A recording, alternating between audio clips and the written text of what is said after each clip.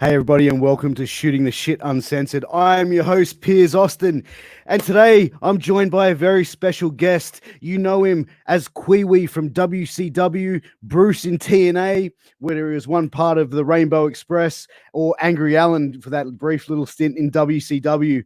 But before we get into our interview, I just want to take a quick second to thank some of our amazing sponsors for making this interview possible, because, you know, without them, we wouldn't be able to bring you this show every week. Our first sponsor is Mayan Belts. If you're looking for a custom championship belt or a replica of your favorite championship belt, hit up Mayan Belts. You can find them on Facebook. Hit up Eddie and Ira Williams, and they'll make sure to give you a great deal. They also have special payment plans, so you can pay the belts off over a period of time. If you can't find them, hit me up, and I'll put you in contact with Mayan Belts.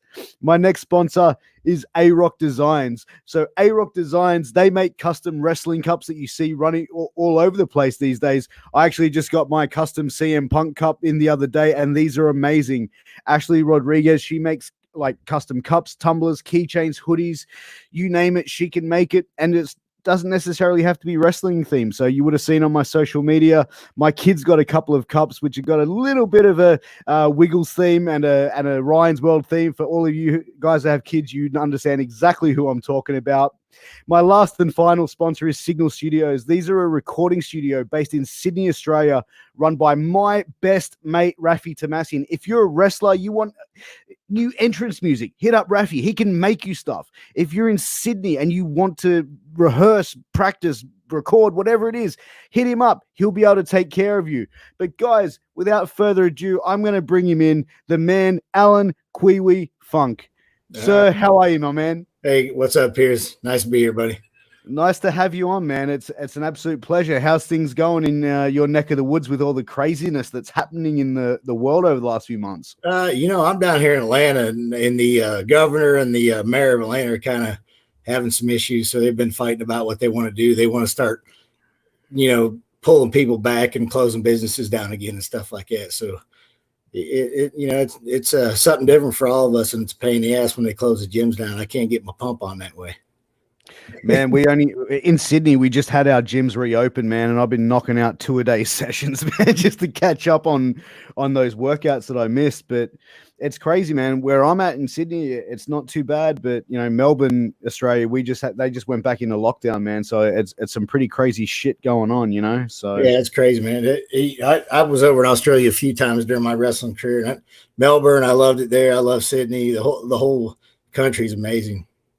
It's a great place, man, and a lot of people love coming down here, especially a lot of wrestlers. They love coming and working down here and putting on shows for the Australian fans. We don't get much of the WWE, and back then the WCW maybe once a year. I think WCW was the first time in 2000 that they came out in like 20 years. Yeah, that was awesome. I had a good time up there then. It was great. Yeah, we're just talking, man. Yeah, we're just talking about that, and I went to a couple of those shows that we were talking.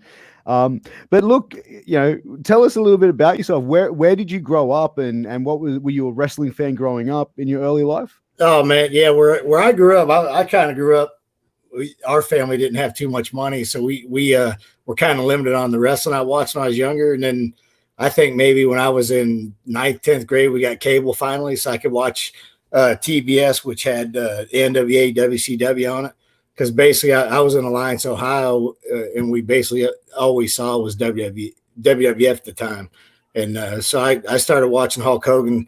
I fell in love with that guy, man, when I was a kid, and as you can see, that's his shirt right there. I caught when I was a fan in high school. I was a senior in high school. I caught his shirt at the second Survivor Series, and it was in Richfield, Ohio. Oh, wow. And I don't know if you can see up there, but he actually autographed for me when I worked with him in WCW.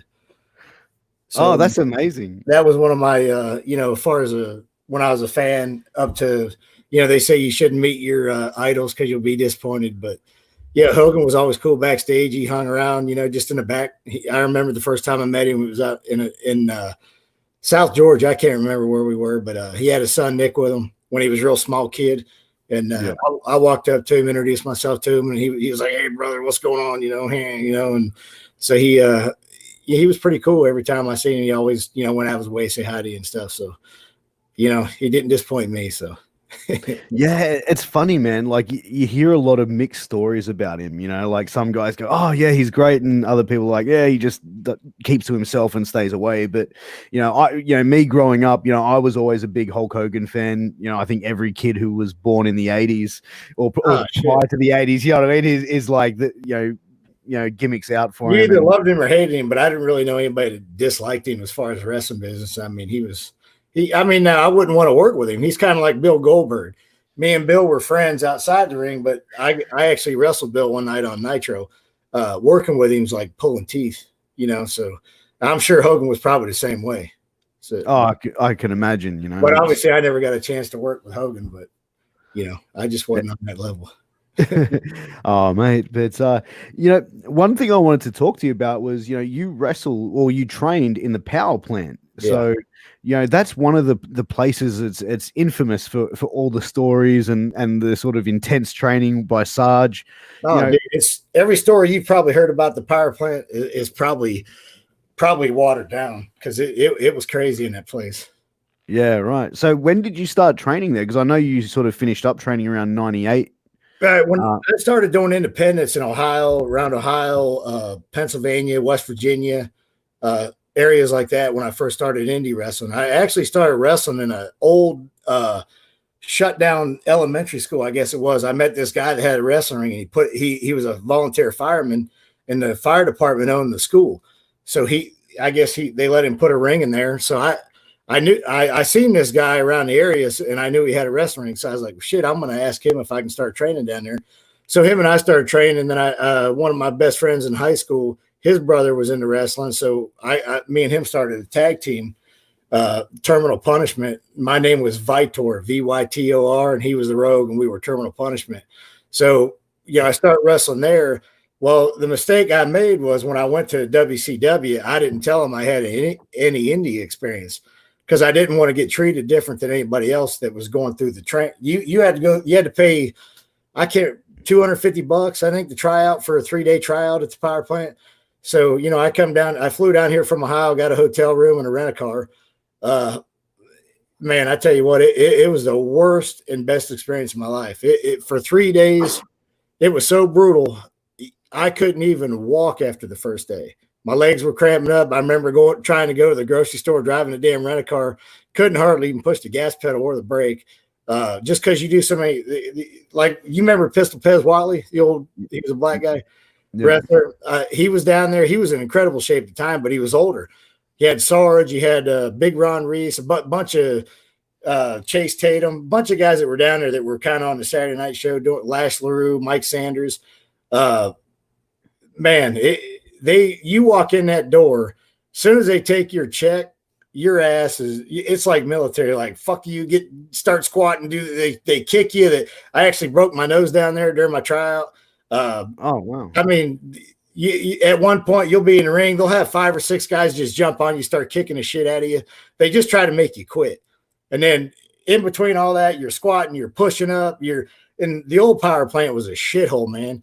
There was like freaking cockroaches running around, rats. It was a piece of shit old warehouse where they just had everything WCW. They had the people painting the rings with the Nitro gimmick on them. So they had these 2 people in the background going through all the shit's going on. They're painting the mats for the next Nitro. So, yeah. Hey, I see Brent Lamberson likes Pistol Pez Watley. I can tell you what, man, he was a great guy. He was a hell of a guy when I first met him, and that dude meant business when he was training people down there. Oh man, I can imagine. But what was that first day like? Like, what were they getting you to do? Was it just a lot of cardio, squats? Well, like I said, dude, probably had hundreds of guys that went through this place. There wasn't very many people that ever like they say graduated from the power plant. Like I can tell you I watched that. You ever watch that A&E special where they did the True Wrestling or whatever it's called? Well, the stuff they show on there it's actually watered down. They probably had to tone it down a little bit for the cameras because it is so bad. There was at one point I remember a guy kind of looked like Goldberg a little bit. He shit his freaking pants. That's how. And he was crawling to the door. They kept grabbing him by his feet and pulling him back in. They would not let this guy leave. That's how bad they wanted people to go back to wherever it was they came from. You know, all these people, I can be a pro wrestler. I'm tough. You know, I beat somebody up in the bar. I'm going to go try to pro wrestle, you know, and they wanted you to go back to wherever it was you came from, whichever state, and tell people that shit ain't no joke. Wrestlers are badass. And, you know, for the most part, most of the wrestlers are pretty tough. Yeah, some of them are so tough, but I mean, to be a pro wrestler, man, you got to have a high tolerance of pain. You know, you got to be able to. I mean, every time you wrestle, you break a finger, you stub a toe, you know, something. You hurt your knee, you got a bruise on your elbow. We used to get these big down at the power plant. We'd get these big water blisters on our elbows, and I can't remember who told us, but they said just smash it on the mat and break it open. I was like, shit. I said, I'll try anything because it hurts so bad. So I smashed Chuck Palumbo. I don't know if you remember him. Yeah, I remember. He smashed his one day on there, and I was like, shit, I'm going to do that. And he said it felt better. So I hit it, busted that water bubble out of my elbow, and it actually felt pretty good. Really? But yeah, it was brutal down there, man. You do, 2,500 squats a day, push-ups. Sarge used to get out a deck of cards. If you got an ace, you had to do 15 push-ups. If it was a red ace, it was push-ups. Black ace, you had to do squats. So you do, you know, he'd do it 100 times in the card deck. You just keep push-up, squat, push-up, squat, push-up. And then they had what the hell they call that? Something where we had 4 rings set up. Then after all this shit, you'd barely be able to breathe. They'd be like, oh, gauntlet. That's what it's called, gauntlet. So you'd run in the ring, you'd hit the ropes, hit this rope, then you do a front flip, land on your back, jump out, go to the next ring, do the same thing and the same thing and the same thing. Then you come back out, squat, squat, squat. Just, you know, I mean, you never got a break. And then in between there at the old power plant, you'd get guys jumping on you. I remember Prince IK. You remember that guy? Yeah, I remember. Back in the day, Prince IK was a badass. As far as like wrestling and stuff, he was a legitimate like shooter. He beat the piss out of me. And, you know, you're so tired. I mean, he probably would have beat the piss out of me anyway. But hell, I was so tired. My damn mom probably would have beat the piss out of me at that point. But I mean, you know, it was that brutal. And if you ever heard any stories, it's probably not doing them any justice. But that's the thing. You hear a lot of stories, you know, and I think from that generation and probably earlier that any wrestling training school that went to or any wrestling trainer really hammered into them. And I think it's, you know, as you said, it's like people coming in, former footballers or people from other athletic backgrounds. Oh, yeah, I'll give this pro wrestling a try. Yeah. They might not necessarily respect the business. Yeah, and that's always the case. Yeah, and before going in and jumping in the ring and doing all the cool shit and cutting promos and doing all the, you know, the final, you know, polished product, you have to have a certain level of toughness. You have to have that certain level of fitness to be able to go in there and put it all together. It's not you just gotta have athleticism is main. You know, people don't think pro wrestlers are athletes, but man, I tell you what, the guys that I train with and the guys I know throughout the wrestling business, they're the best athletes in the world by far. Oh, absolutely. I mean, there's no off season to pro wrestling. You look at professional fighters, and we were talking just before the show went live about UFC and stuff like that. You look at a UFC fighter; they fight maybe 3-4 times a year. Well, that's a lot, really. I mean, you know, like Cowboys running stuff. He likes fighting. He'll fight. You know, he'll fight 12 times a year if they let him. You're just not allowed to. But a lot of those guys, they don't really train until they're in camp for a fight. Now, you know, they'll train, but they don't train it with the intensity of their camp. Yeah. You know? So but that's the thing with pro wrestling. It's like everything has to be on point 24/7. Every day, you know, all day. So plus you got to be in the gym. Your nutrition's got to be right. I mean, it's an everyday job, man. There's never any days off. So we got former East. What's the Pepsi challenge? What is that? So this is Angel Medina. He's the former ECW original. He was the leader of DeBaldi's. Oh, yeah.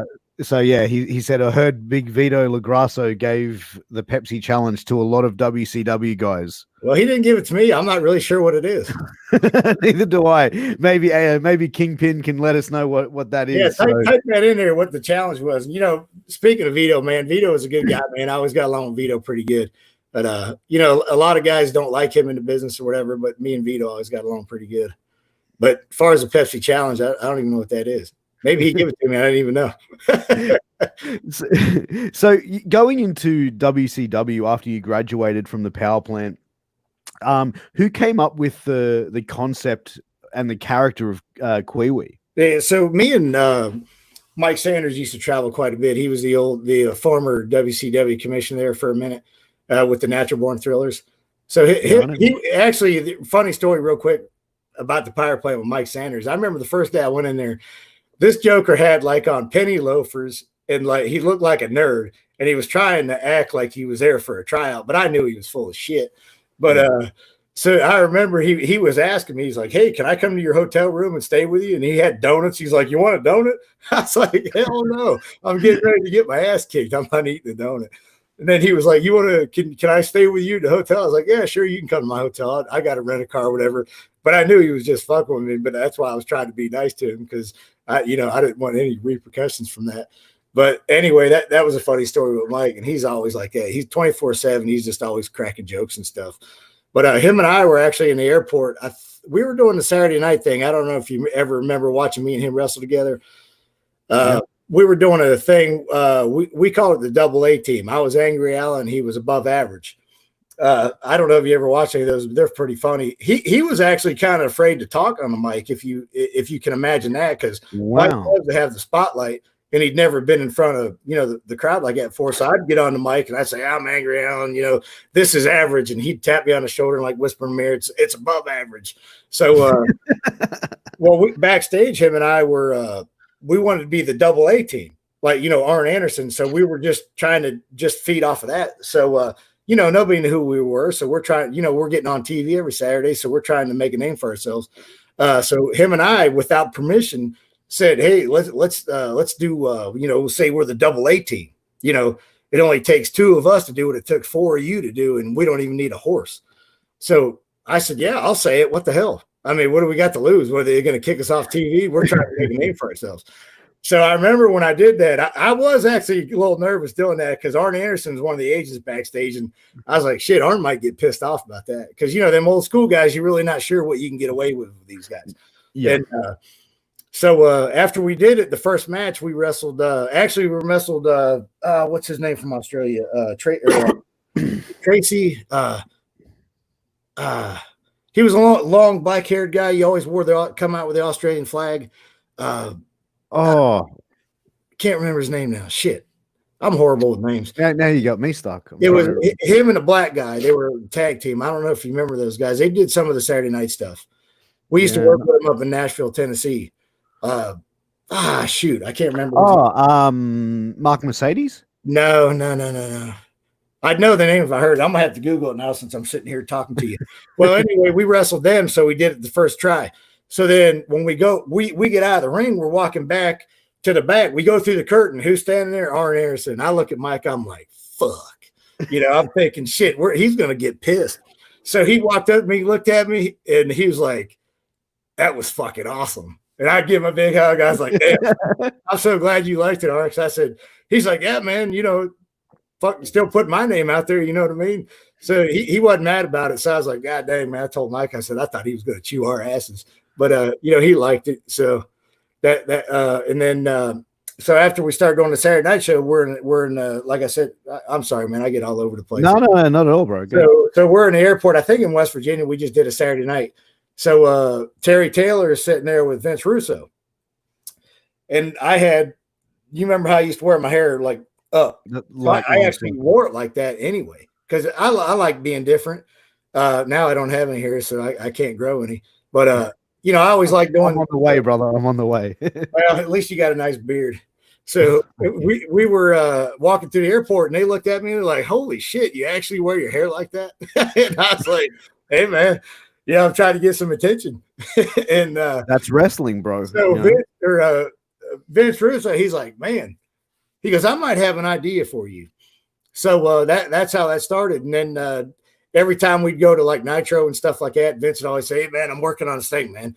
Just hang in there. I might have something for you." So then he come up to me one night and he said he wanted to base it off of a Saturday Night Live character that I don't know if you remember Chris Kattan, that little small guy. He used to do the what the hell was that character he did? The Mango. I think it was the Mango. Yeah. Now I remember. Yeah. And I guess David Spade might have been his cousin or something. He was called Kiwi, the Kiwi or something. Yeah. So they started calling me the Kiwi. He said, I got this idea, that hair, it's just goofy. We'll make you be the hairdresser and the wardrobe guy backstage. And you're the idea of this character was that Paisley was with Prince IK, so that was my first feud in WCW. She came backstage, and everybody that saw me, like women wise, even guys, they were enamored by me. Like, oh man, this guy is so good looking. I can't even look at him. He's so good looking, which is the farthest thing from the damn truth because I'm ugly as shit. So, which made it even funnier. So they had, she come backstage the first Nitro when I had my valet was called Papaya, which was actually BB in the WWE. Kathy Denton name. She was engaged to Bob Holly at the time. Well, when I first met her, she was so damn scared to even come out of the locker room because Bob Holly had like a stranglehold on her. He said, you want to show? He didn't even want her working there. He's like, you can't talk to nobody. And she was scared to death to leave the locker room because he said, I got guys watching you. If you do anything wrong, I'll know about it. So, her and I really didn't have a good relationship then because she was too damn scared to come out of the locker room. And I was married at the time, so I never cheated on my wife. So I never hit on her anyway. But and now we're good friends. So. But we did the show, and then they told me when I first started doing this character, they said if you get any gay chance or people yelling faggot or whatever, we're taking you off the air. You're not doing it no more. I was like, well, that's kind of shitty. Look at the character you give me. Like, so you're trying to set me up for failure is what you're trying to do. Which exactly at the time WCW, I don't think really had any. I don't think anybody knew what the hell was going on at that time at WCW. They were just throwing shit together. So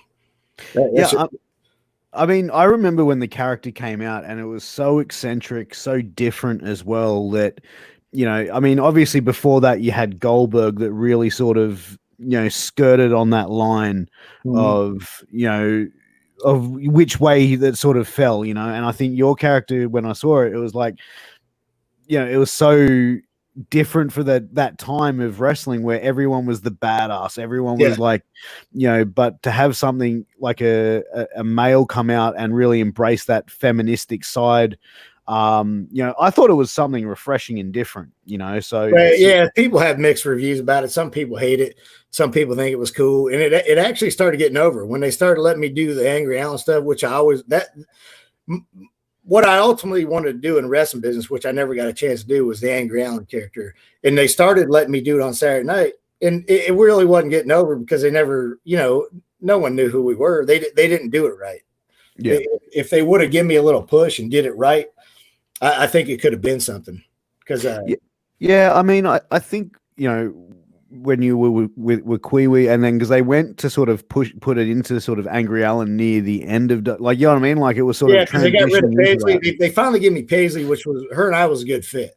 She was good on the mic, and I really didn't like that. I didn't like talking. I don't know how to talk like I'm gay, however that is. Some people do it with a little like twang or whatever. I just wasn't comfortable doing it. Not that I'm homophobic or anything. I just didn't think I did it good. So when she kind of came with me, she'd get on the mic and talk a little, and she was good on the mic, which I liked because then that way I didn't have to talk on the mic that much. But that's the thing. Your character as well made it so unique because it was like you saw the interactions that you were having with Paisley on screen, and it's like you had that question mark around it going, where you know what I mean? Like very similar to Goldberg, but it was more, I don't know, like to me, it was something much more than that. You know what I mean? It was much more, it was like, it was so obvious in some ways, but then you see the interactions with you and Paisley, you're like left going, hold on, what the fuck's going on? You know what I mean? Like, it was a cool character. I'm not saying I didn't like doing it. It got me on TV, it got people know who I was. And actually when we start doing it right, or somewhat right, it was actually getting over. We'd have a lot of. So it looks like we've just sort of frozen there for a second. Allan will be back in just a moment, guys. I apologize for that. But while we're waiting, I just want to give a special, mention to our Pro Wrestling Tee store. If you'd like to support us, you can head to prowrestlingtees.com/MWA and you can check out some of our amazing t-shirts, some of the shirts that we have on offer. And I'm just going to bring them up in just a quick second so you can check them out. you can check out our Shooting the Shit Uncensored shirt, which obviously named after this show right here. We also have our 2020 wrestling shirt. So if you like our wrestling game show, head over. You can buy that. Support Christie's show. We've also got our MWA Black and Silver, and we've also got our MWA anime shirt. So Kwee just popped out. He will be back soon. One question that we do have here from the Kingpin is, do we sell boxes? No, we don't sell boxes, but we're definitely working on it. So guys, we do have some questions coming in. We will get to them very soon. We're just waiting on Allan to come back. He won't be back too long, guys. But we are enjoying this interview. It's an amazing time. Angel, thank you very much for watching. Guys, also just to let you know, coming up, we do have our 2020 wrestling game show on every Wednesday night at 10:30 p.m. Australian time, Sydney. So you can always make sure that you tune in for that. We've also got Brent Lamberson. I love my tees. Thank you very much. Brent just got two of our t-shirts just recently, and they are absolutely amazing. And we can't wait for you guys to see some more of those shirts coming out. So, but guys, you know what? There's a lot of stuff happening in the world of wrestling as well right now. If you guys watched, there's a new NXT champion. So Keith Lee, he defeated Adam Cole, who had a fucking monstrous run as the NXT champion. And now we've got a dual champion of Keith Lee, and also got a dual champion and the North American champion as well. So I wonder what we're going to be able to do. So thank you very much, Brent. It's been a great show. We've just got Allan back here. Shoot, I had to get you on my cell phone. I don't know what's going on my computer. I got a strong signal, but it's not doing anything. That's okay, man. That's okay. We just did a quick plug for our pro wrestling tea store while we're waiting for you. So shameless plug for that. But welcome back. Cool, welcome back, man. Is it good on here? Can you see me? Yeah, we can see you, man. It's all good. All right, cool, man. Well, I guess it's better than nothing, right? Absolutely, man. It's absolutely. We're just glad to have you back. So there he is. There we go, Brent Lamberson. A lot of good things happening in wrestling. So one of the things I wanted to ask you, as we were talking about the Kwee character, is how do you think that character would be put out there in today's wrestling? Like, do you think it's something that they would bring out in 2020? Oh yeah, definitely. Especially nowadays, nothing's taboo anymore. And the LGBT Q movement or whatever, that'd probably be a pretty popular character right now. Yeah, that's the thing that I look at is a lot of characters from back then, if they would be socially acceptable. And I think, obviously, with Kwee, you guys never did anything that was like, hateful or or making fun of anything like that. But I could see that as being a character, and like I said, it'd be something that would probably be welcomed as a bit of a breath of fresh air again. Well, yeah, even back in the day when like Adrian Adonis and stuff, back then that was like with my parents, like old school people watching that, they totally hated that guy, just because I don't know what it was back then. To me, that was a character. I was like, man, I can't believe they got that on TV. You know what I mean? But to me, Kwee wasn't nothing like that. No, well, you look at even back further than that with Gorgeous George when he was around doing his thing. He was someone completely different to that. Yeah, of it, characters like that got over back then. To me, is amazing. So that just goes to show you how good of a worker he was. Getting away with that back then. Oh yeah, absolutely. So one of the things I wanted to ask you about was World Wrestling All Stars when you went to work for those guys, because they were an Australian based company, and you did a few tours with them. How did you get hooked up with those guys? At the time I was doing a character I really didn't want to do, but it was fun doing. I used to do the Funkster, it was called. Yeah. So I wrestled Carl Ouellette on that tour over there. Nathan Jones was on there. He worked a program with Scott Steiner, which was pretty good. There was a couple guys that were on that tour that I don't really get along with too well. But Sid Vicious was on there, and he's a great guy. that's after he broke his leg in WCW and he really couldn't walk that well. He had a pin through his leg and all that stuff.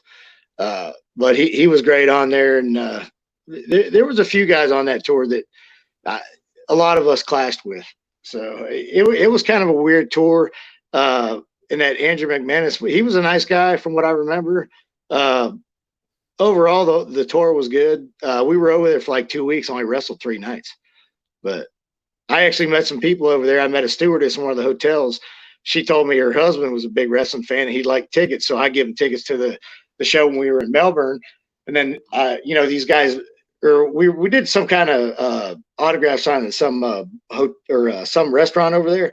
So then these guys came to the show and I gave them tickets for the wrestling show.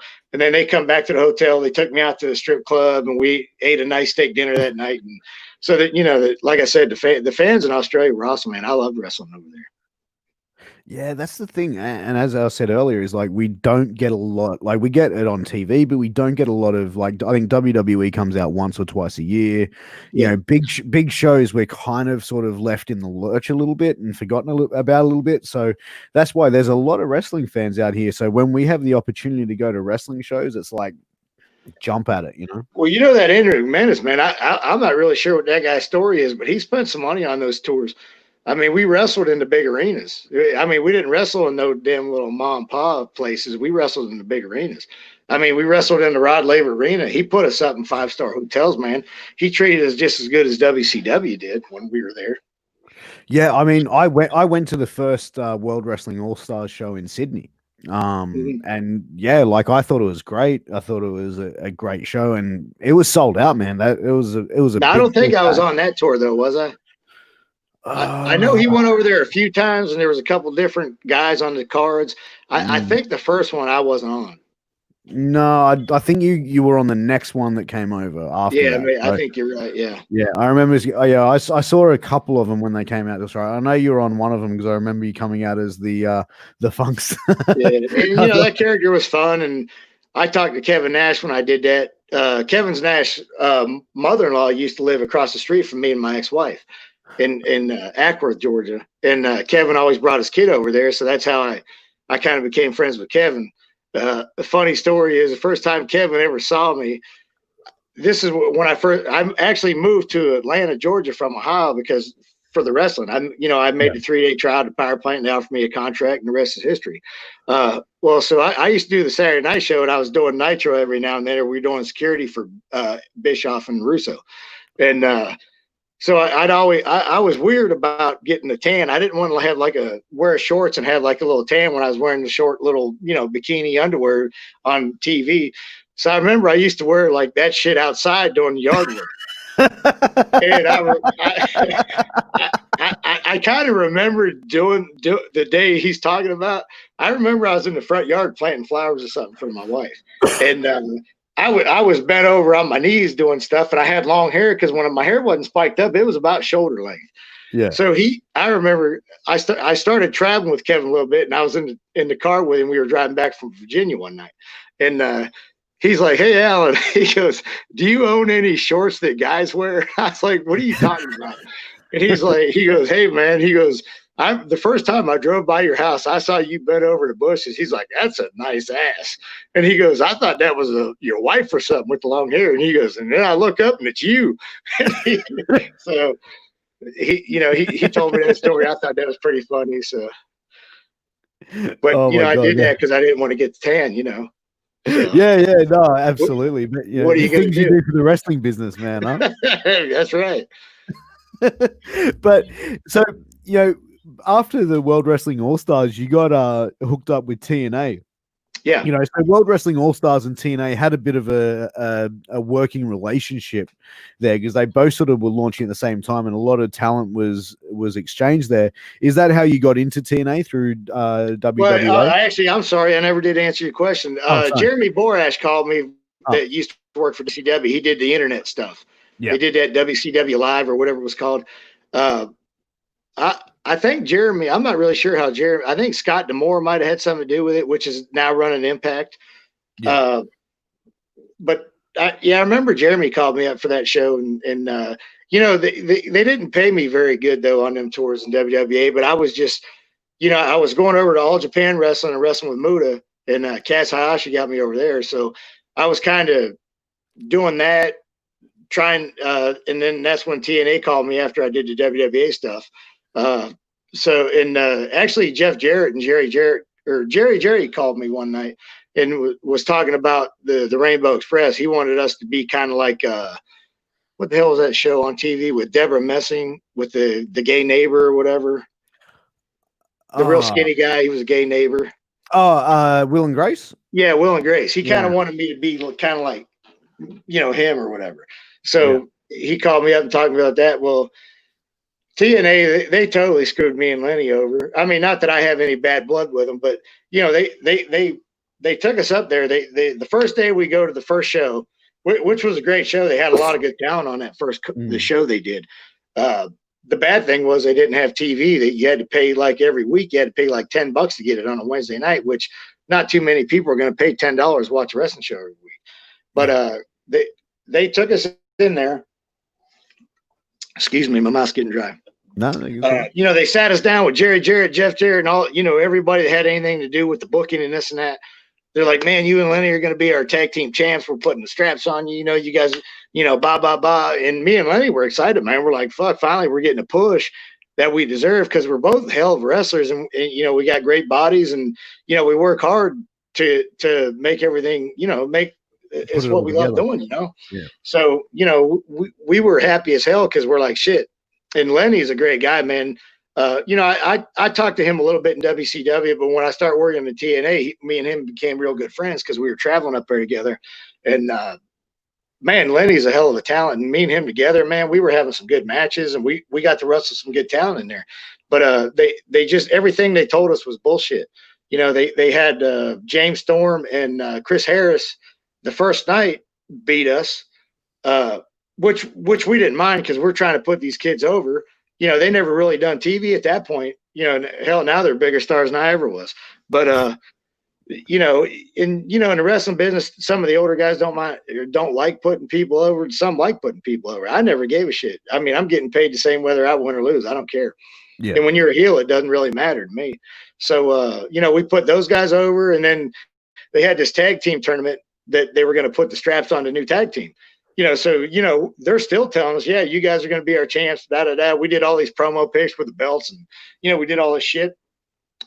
So then the night of the finals, we beat a wrestler called Apollo and Marcus Bagwell.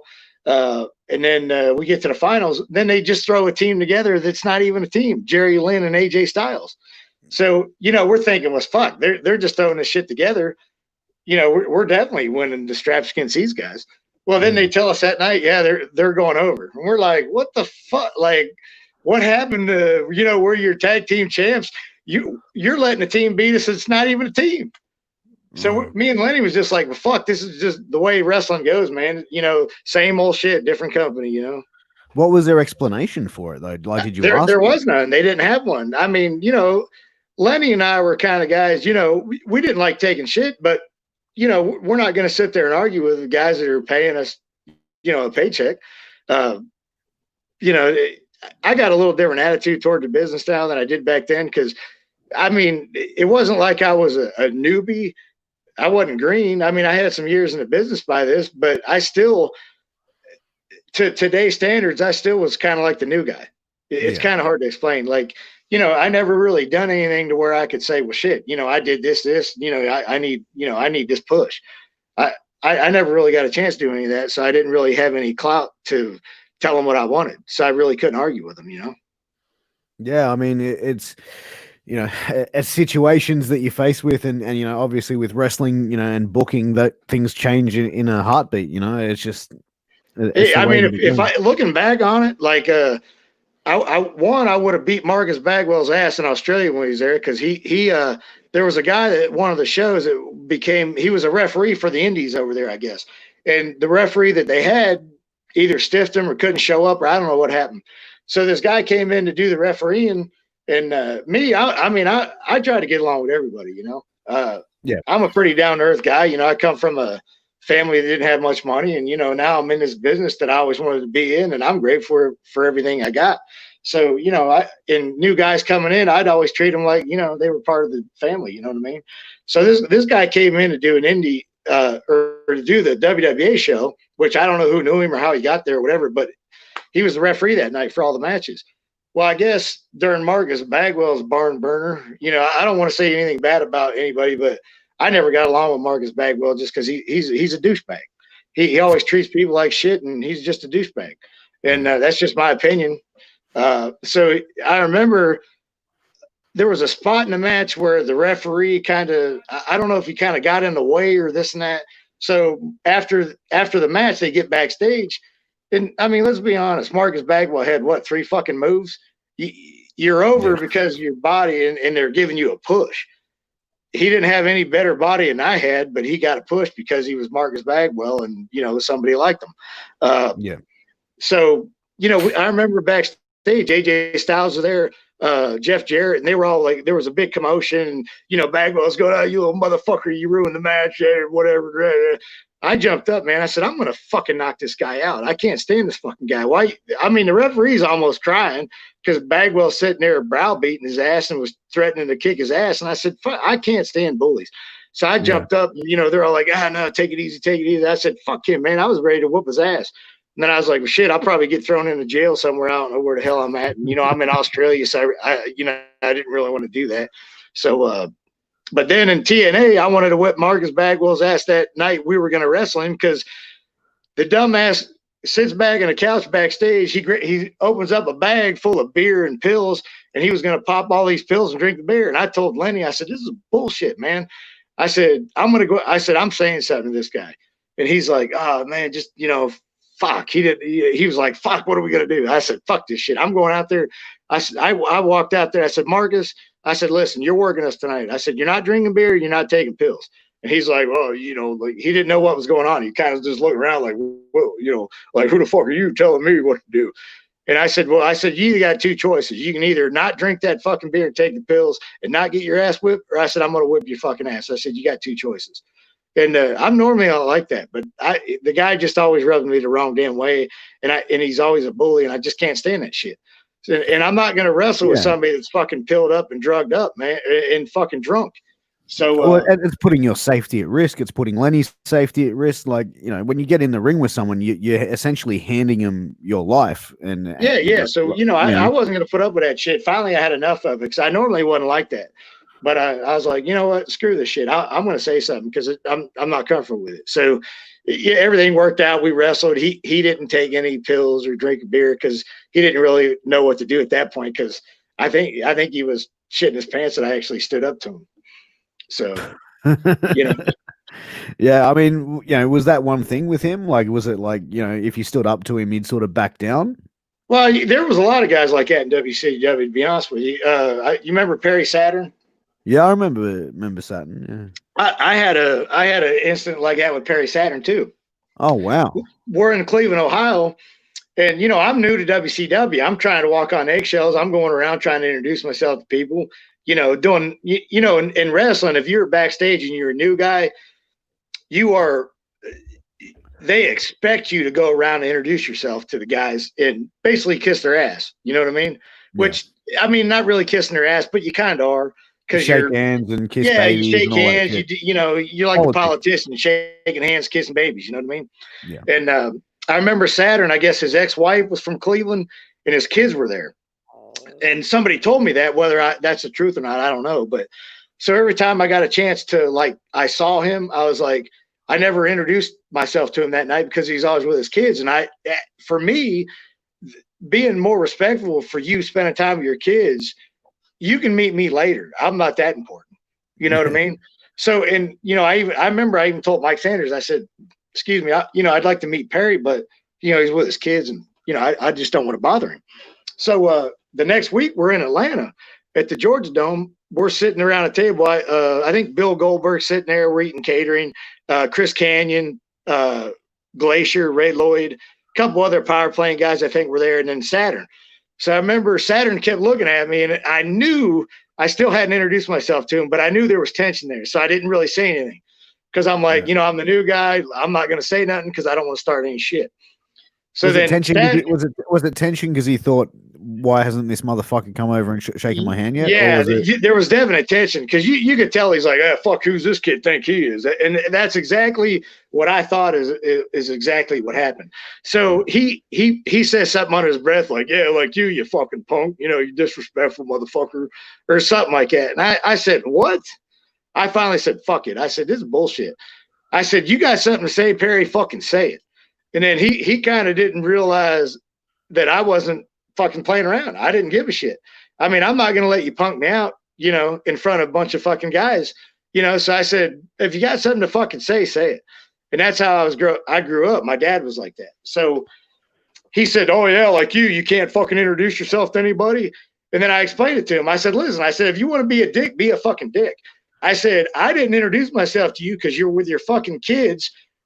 Someone told me you're with your kids and your ex-wife. I had enough respect for you not to come up and interrupt you because I'm nobody to come up and interrupt you while you're spending time with your fucking kids. And then he kind of looked at me and I said, if you want to fucking fight me, let's fucking fight. I don't give a fuck. If you want to stand up and be a dick, I said, we'll fucking fight. I don't care. And that caught him off guard. He didn't know what to fucking do. And but I wasn't backing down. And he finally just said, fuck it. And then him and I were best buds after that. I used to see him in Gold's Gym and stuff. He'd always come up and shake my hand. Hey, brother, and this and that. So some of these guys, you just got to put them in their place and show them that you're not just going to fucking take their bullshit, Yeah, I mean, that's the thing. And you hear that a lot in the wrestling business, that sometimes you just need to stand up to someone and just go, hey, motherfucker, this shit ain't going to fucking fly with me, bitch. Yeah, and, I kind of had an attitude, or not an attitude, but I was known in the power plant for being one of the, cardiovascular wise, I guess I was one of Sarge's top guys down there. I mean, and I'm mean. I'm not mean by nature. I'm just, you come into the power plant and you want to try out. I went through this bullshit. So you're not going to get a fucking picnic walking in there. You're going to get what I got. You know what I mean? Yeah, exactly. I'm like old school when it comes to that. If I'm going to get treated like this walking in the door and they want to test your heart, man. They want to see what you got inside.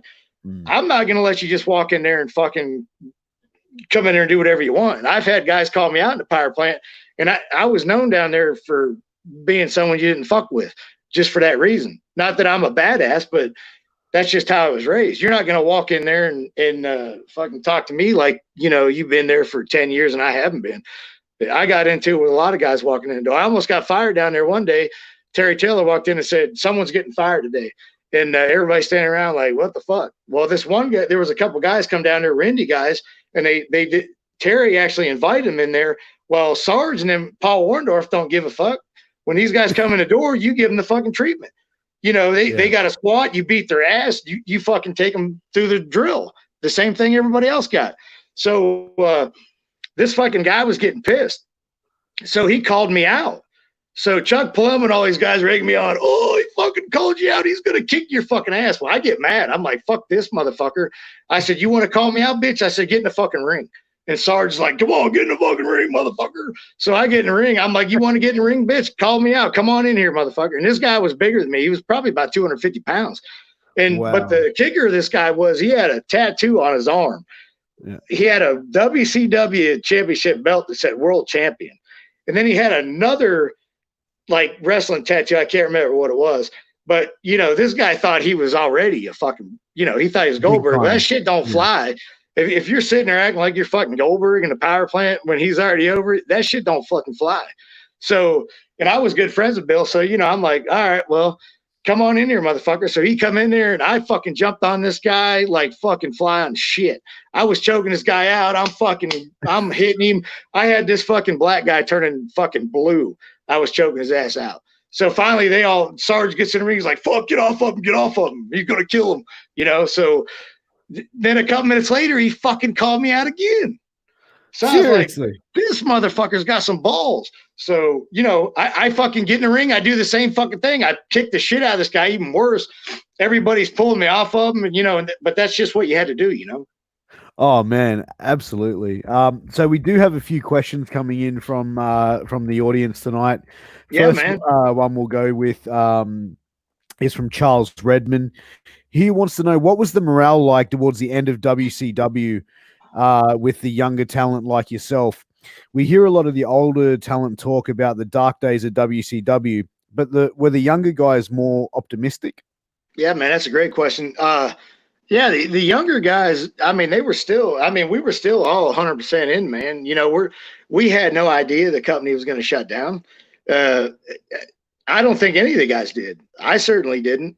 You know, we all worked hard and we earned our spot there. Yeah, everybody was like, shit, man. We didn't know what was going to happen, but we acted like that shit was going to last forever. So Angel Medina, he's come back to us as well about the Pepsi challenge. He said Big Vito would make you wrestle till you blew up, and he always called it the Pepsi challenge to see if you could last the entire match. Ah, shit. Vito talked more shit than anything. He couldn't have hung with me cardio wise anyway. No wonder he didn't do the Pepsi challenge on me. He'd have shit himself. Fair enough. He might have did that to some other guys, but he never did that to the guys at the power plant. I can tell you that much. So, okay, we have a gentleman asking who is the guest tonight. Well, his name is Allan. Come on, man. Come on, guys. We've been here for like nearly an hour, Mark. Come on, man. You can check. That's cool. You know what? I mean, that was a long time ago. I was on TV, bro. I don't expect people to remember who I am. Hey, man, I remember you. So does a lot of other people. We've got a lot of viewers watching this live. We've been at about 50 live views all night tonight. So, that's cool. Yeah. So, and it's going to be watched by a lot more people. Sweet. So, does Allan have any stories about Eddie Guerrero or Chris Benoit from back in his WCW days? As Piers knows, those two were my two favorite guys growing up. Charles is a big WCW fan, man. He's only 24, 25 years of age. Awesome. WCW went out of business when he was about 4 or 5. So, he's a big mark for WCW, man. Awesome. Well, hopefully he's a Kwee mark. But you know what? I don't have a lot of stories in WCW about Benoit and Guerrero.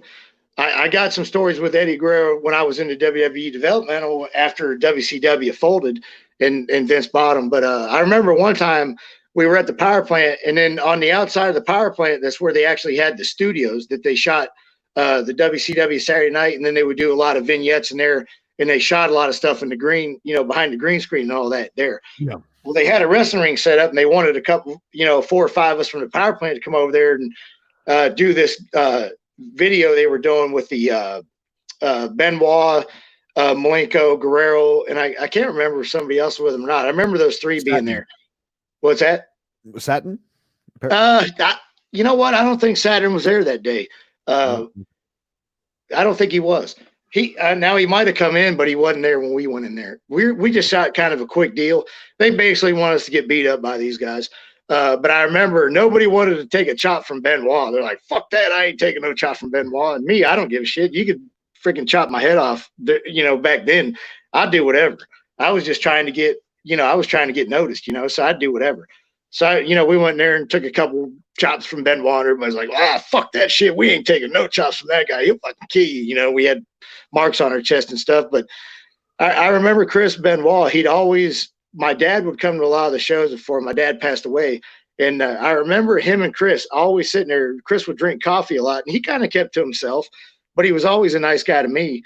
And he'd sit there and talk to my dad, for a couple hours, sitting there drinking coffee and BSing with my dad. So, my dad enjoyed that. I don't really have any other stories about Benoit and WCW other than just, passing by, chatting with him here and there.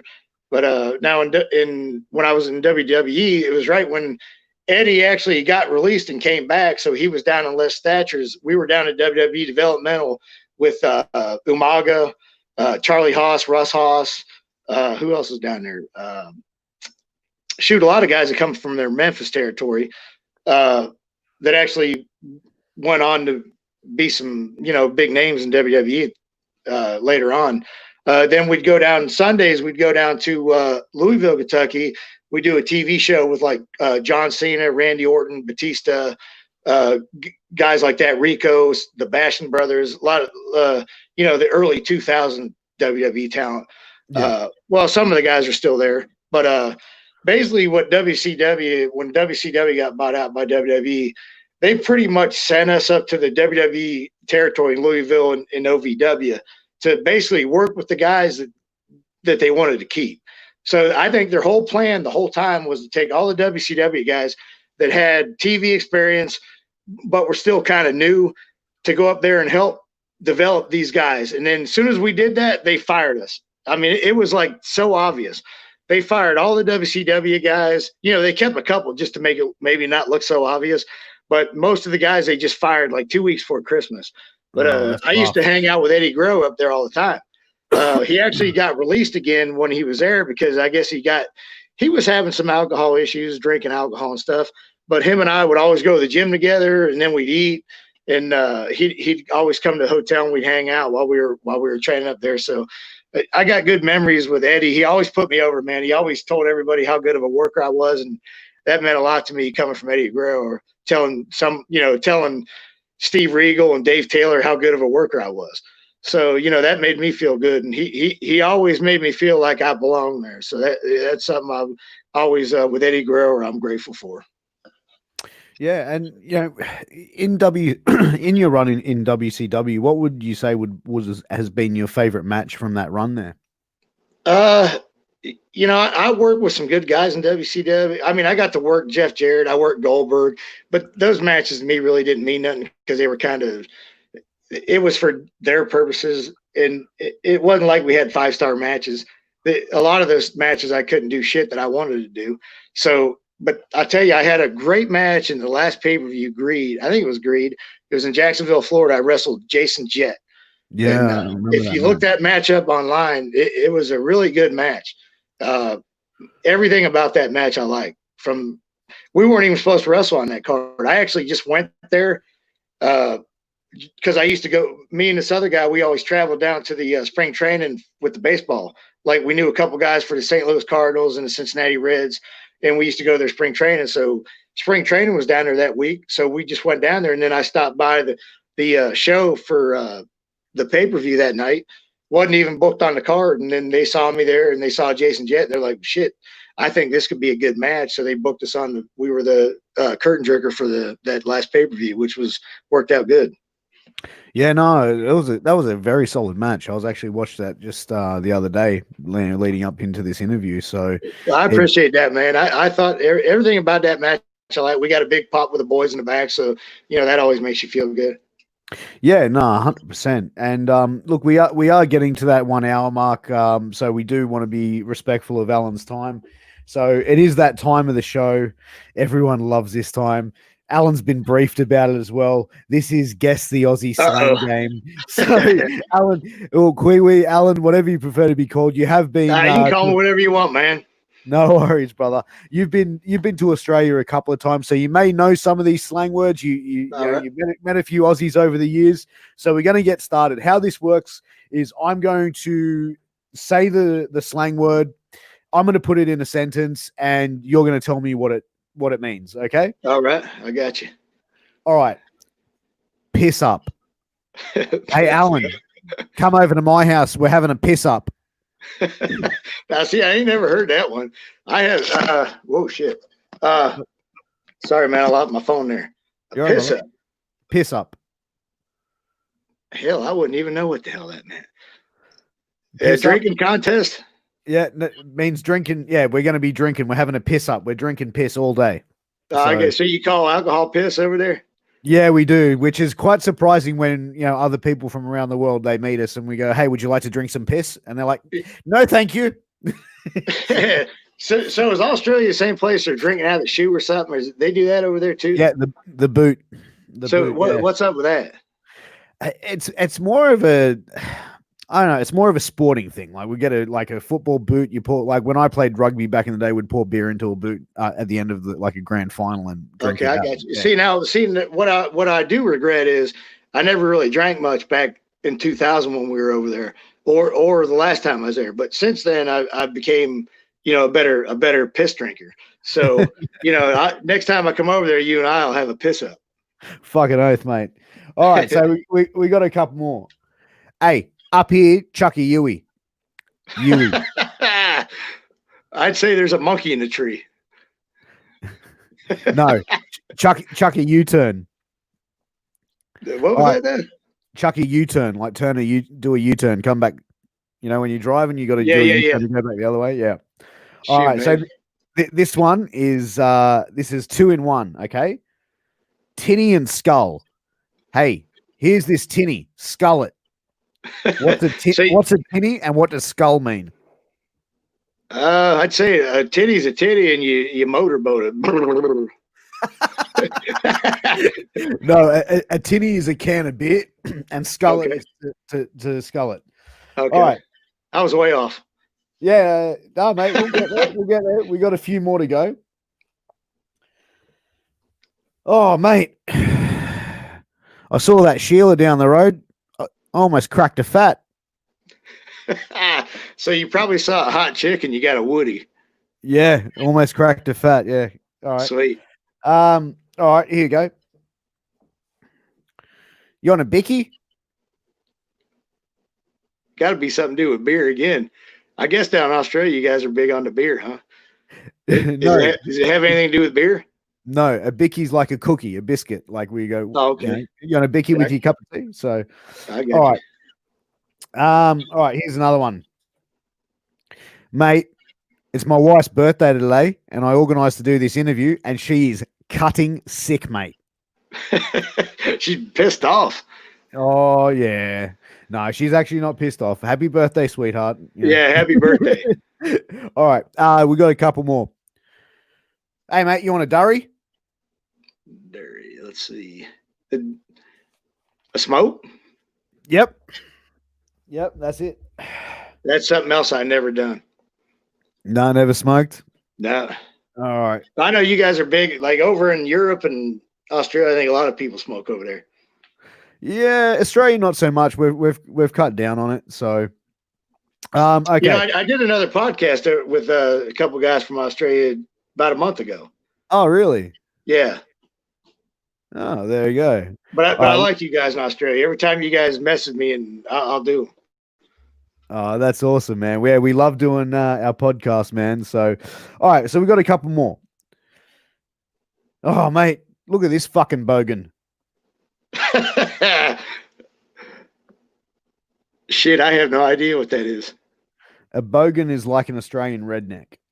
Oh, okay. So, Well, like a you got a lot bogan. of them in Georgia. Yeah, like a bogan would be like, "Hey, you going, mate? You're gonna go down the fucking pub, have a few beers, mate, pick up a few." Yeah. I seen a few of them while I was over there, Yeah. All but right. they're good guys, right? Oh, they're great guys, man. All right, so I will go one more. Fuck, Dad's outside near the pool and he's wearing his budgie smuggler. He got a Speedo on or a thong. Speedo, you got it, man. Jesus. So, Allan, where can everyone find you, follow you, show some love and support towards you? Yeah, you know, I don't do too much social media other than Instagram. It's FUNKALLAN at Funk Allan. You know, that's about all I do these days. I got off Facebook. I used to get in with it. Too many damn wrestling marks on there. They just drove me crazy. So I got off Facebook.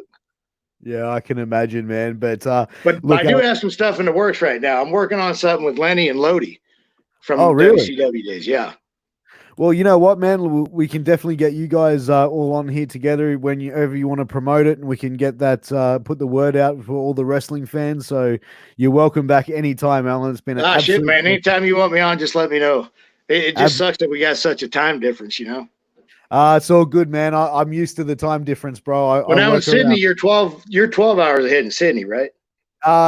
we're 10 hours, so it is midday here, so it should be about 10 p.m. your time, correct? Yeah, it's 10:05. Yeah. So Yeah. I remember. I think Melbourne was like 12 hours or 15 hours ahead of the States. No, Melbourne's the same time as Sydney. Oh, is it? So I guess when the time changes, it's different, maybe. Yeah, I think when they're all time differences and stuff like that.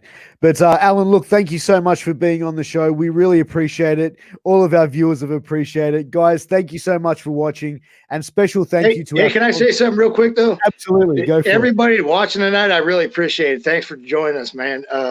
And yeah, look for me at Funk Allan on Instagram. I'll if you ever mess with me or something, I'll get back to you. There you go, guys. And look, just a quick special thanks to our sponsors, Mayan Belts, Signal Studios, and A-Rock Designs for all of the support that they show this show, by supporting us. Guys, thank you very much. Allan, it's been an absolute pleasure having you on, and we definitely are going to be doing a part 2 in the very near future. Sounds Guys, good, bro. Thanks for having me. Thanks very much, guys. Talk soon. All right, Bye. bud. Thanks. So we're going to stay on here or what?